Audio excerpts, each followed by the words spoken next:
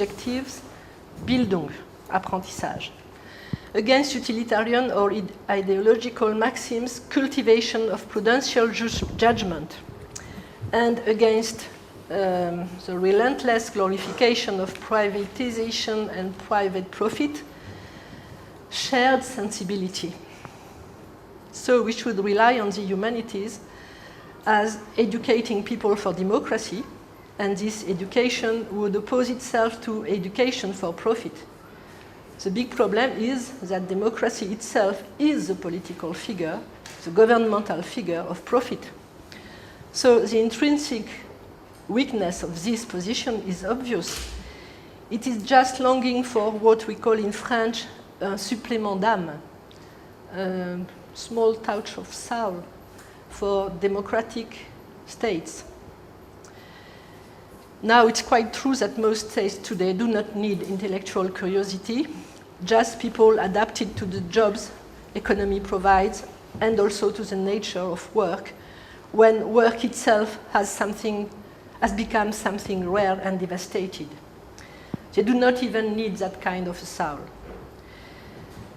But I was very surprised when John Van Hout, who rightly assumes that curiosity should return to the class who can rightfully afford to be curious, imagines that this class could be the upper class, the ruling class.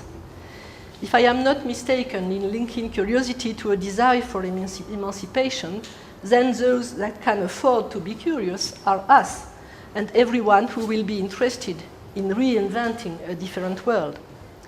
Yet, the problem is that emancipation is not the good name, because now we have to build on a void and being aware that mankind is nothing else than a void.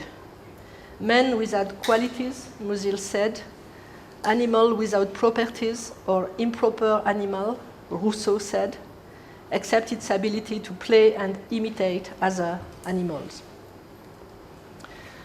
So, what we may learn from the withering of the humanities is that humanity should no longer be sought as fullness.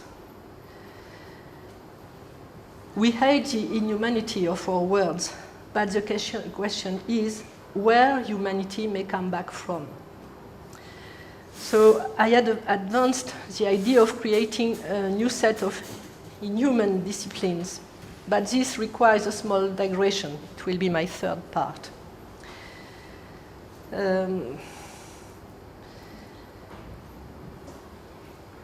In front of this abuse